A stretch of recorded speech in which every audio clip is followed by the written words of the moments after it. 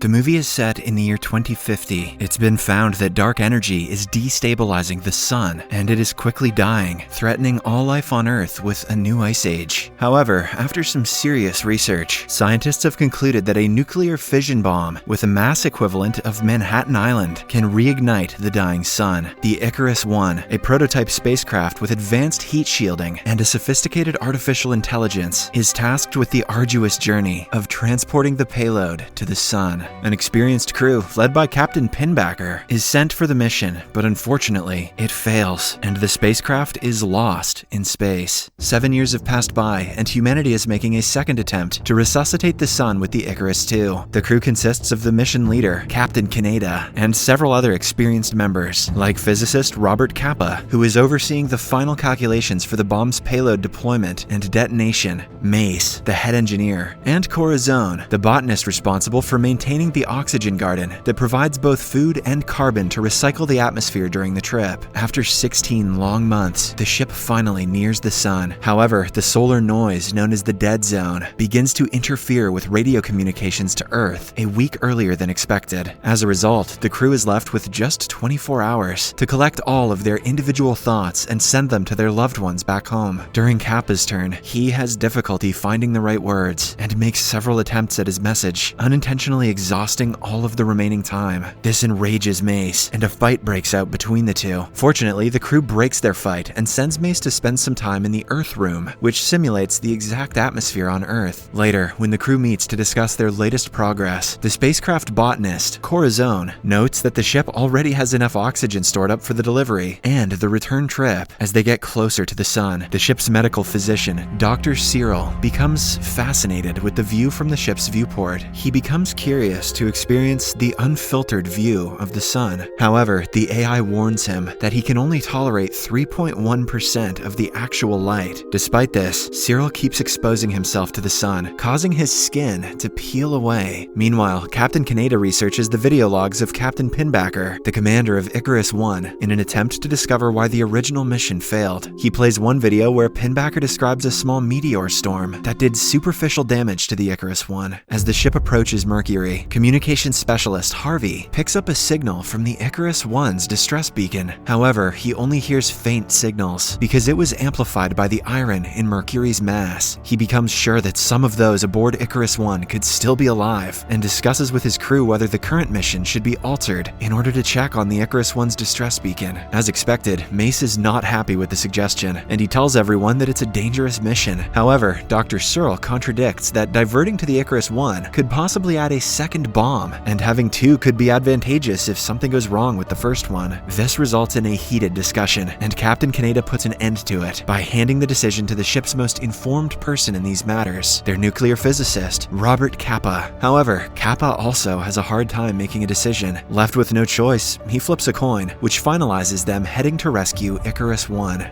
What? No, you're not Two-Face, you're Scarecrow. The crew is forced to oblige, and the ship's navigator Trey plots the course. He checks it 3 separate times and becomes sure that he has been accurate. Trey then shifts the Icarus II's course to intercept the Icarus I. However, in the many calculations, Trey misses one: the need to readjust the heat shield that protects the ship from the sun's radiation. Sounds important. How did he miss that? This error is discovered when there is an emergency declared by the computer after slight damage to the heat shield. Unfortunately, the true extent of the damage can only be assessed and repaired by leaving the ship and working out in space. Captain Kaneda and Kappa volunteer for the dangerous mission and start the necessary preparations. As the two exit the ship in EVA suits to begin repairs, the pilot, Cassie, reorients the Icarus II in order to provide the two spacewalking astronauts as much shade as she can. She does this despite knowing that it will result in the loss of the 2 communications towers needed to return to Earth later. In no time, the tips of the comm towers burn up as they continue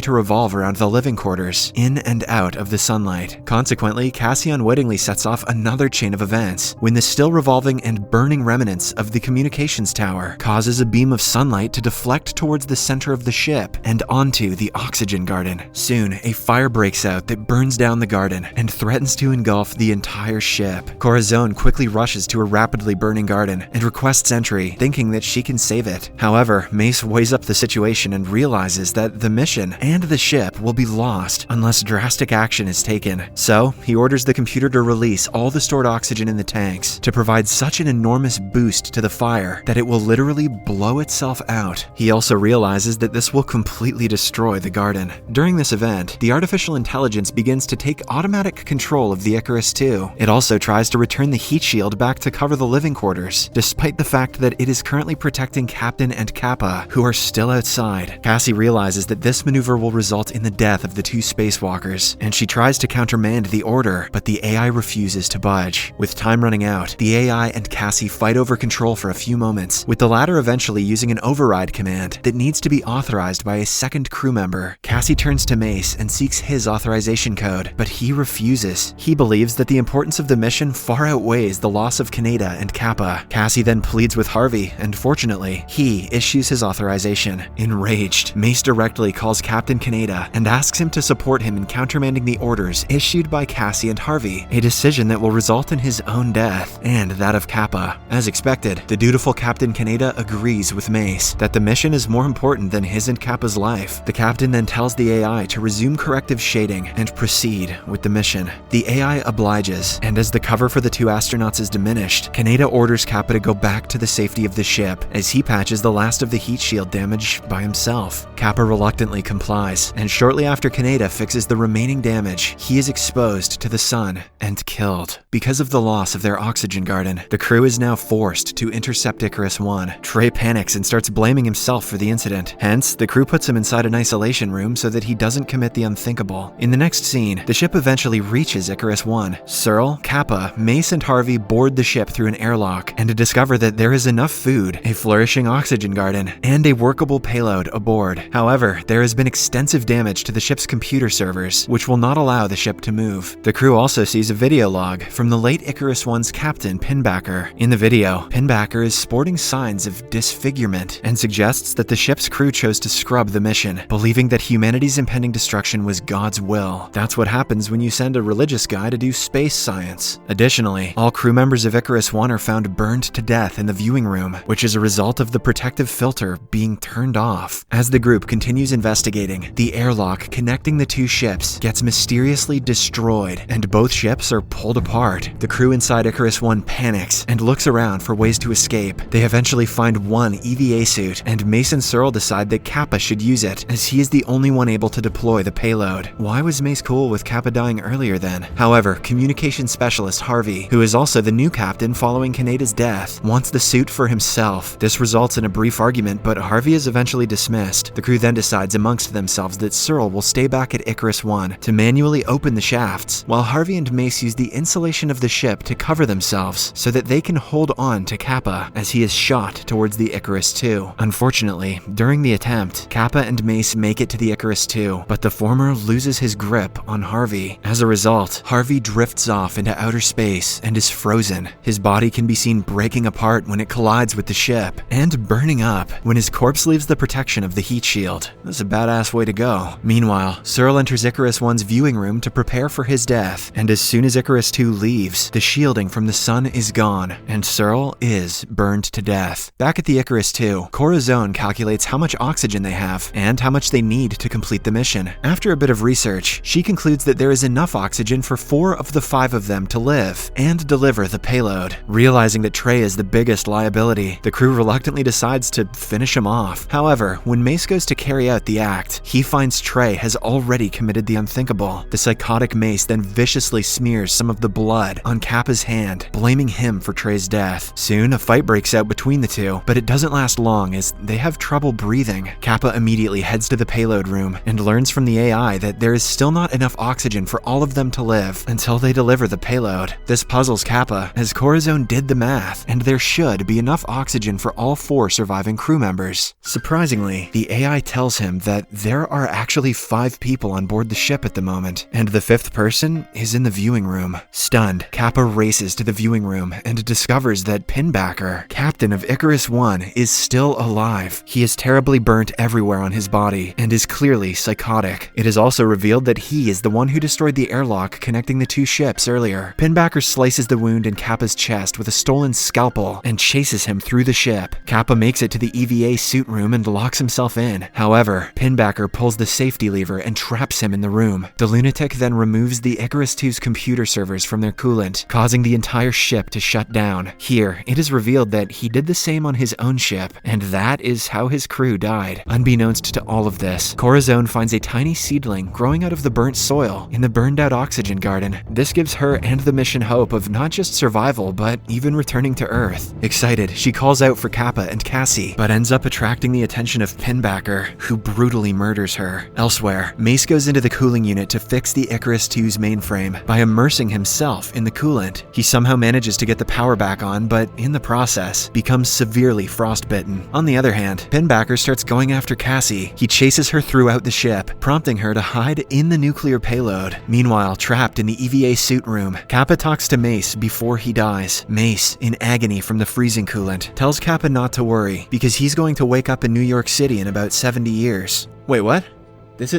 Oh, sorry. He tells Kappa that he'll have to manually decouple the nuclear payload from Icarus and fly it directly into the sun. He eventually passes away while begging Kappa to complete the mission. Later, Kappa punctures the inner door with a welding torch and escapes from the room by donning an EVA suit. He then decouples the payload and walks to the front hatch of the ship. As the payload and Icarus II drift apart, Kappa uses the propulsion unit of his EVA suit to fly to the payload. As soon as he lands, the payload's thrusters fire and burn up part of the Icarus II, causing the ship to explode. Shortly after, Kappa goes into the payload to manually pilot and ignite it. There, he finds a distraught Cassie and tries to help her up, but just then, the psychotic Pinbacker arrives at the scene and ambushes Kappa. He starts rambling about God and is about to finish off Kappa, but fortunately, Cassie comes to the rescue. The two then double up and eventually escape Pinbacker's clutches. By this time, the payload has neared the sun's surface. Kappa sees Pinbacker on the edge of the bomb, but decides to concentrate on the task at hand. He quickly ignites the payload and starts the nuclear reaction. In no time, the sun bursts into large flames, and Kappa stares into it as if he has found peace. He even touches the flames before dying. Back on Earth, Robert Kappa's sister and her children are outside in a park covered with snow as she watches the last message sent to her by Kappa. The movie ends as the sun finally comes out after years and brightens the frozen Sydney harbor, indicating that the heroic crew has succeeded in their mission.